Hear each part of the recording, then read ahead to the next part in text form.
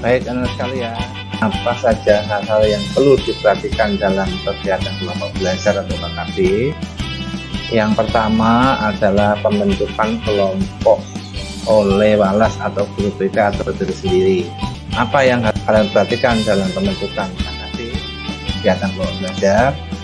Yang pertama, jarak antar rumah dan tempat belajar. Yang kedua, kemampuan anggota. Dan yang ketiga, kualitas anggota. Kemudian yang keempat, jenis kelamin, diusahakan tiap kelompok terdapat siswa putra dan putri. Kemudian berikutnya adalah nama kelompok, ini musyawarahkan dan cari nama yang baik untuk motivasi, menarik dan bermakna. Ya bisa ya, bukan bisa berupa singkatan, nama tokoh, nama kota, contoh Arizona, anak rajin, sopan dan bijaksana. Kemudian yang kedua adalah tempat belajar.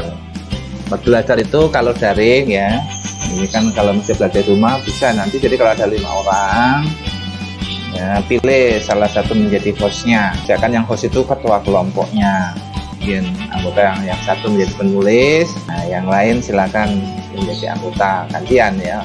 Nah, tentu dalam KKB daring ini tentu sarana harus memadai, masing-masing punya HP atau laptop sendiri atau media lain lah yang bisa digunakan untuk belajar. Kemudian membagikan ya, memberikan link atau passcode kepada teman-teman anggota akan menjadi tim atau kelompok belajarnya. Nah, kemudian harus diperhatikan juga internetnya, pastikan koneksinya bagus sehingga dalam belajar kelompok secara daring itu bisa berjalan.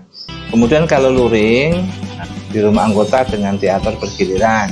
Kemudian di tempat lain yang memenuhi syarat antara lain ada meja, kursi, penerangan dan kenyamanan. Maksudnya tidak harus di rumah ya, tempat lain yang memungkinkan untuk kegiatan belajar kelompok. Kemudian di ruang kelas pada sore hari bila sekolah sudah tatap muka ya, sore hari. Kemudian juga harus terus jaraknya, ada ketua KKB, anggota-anggota, siapa yang penulis, diatur, jadi semoga menjaga jarak supaya kegiatan belajar KKB-nya itu bisa secara baik. Ini model ya, silakan diatur bagaimana agar bisa belajar secara luring tapi tetap mematuhi protokol kesehatan.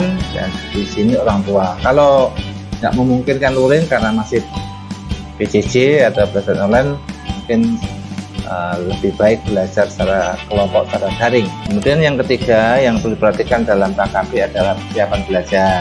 Nah, apa yang dipersiapkan dalam belajar?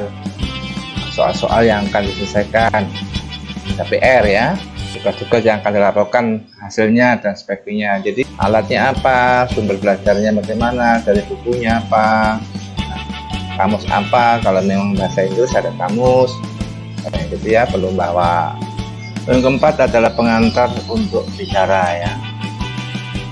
Nah, jadi dalam KKB itu secara bergiliran tiap pertemuan KKB diantarkan oleh seorang anggota untuk membuka suatu pertemuan dan menyebutkan apa-apa yang akan dibahas agar tujuan KKB tidak menyimpang. Pembuka pertemuan sekaligus tindak sebagai ketua saat itu.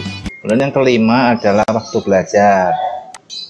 Nah, waktu belajar dijadwalkan harinya ya, anak misalkan kapan waktunya, jam berapa. Jadi setiap anggota harus disiplin mentaati jadwal yang harus disepakati. Lama pelaksanaannya bisa 1,5 jam efektif, ditambah 15 menit istirahat.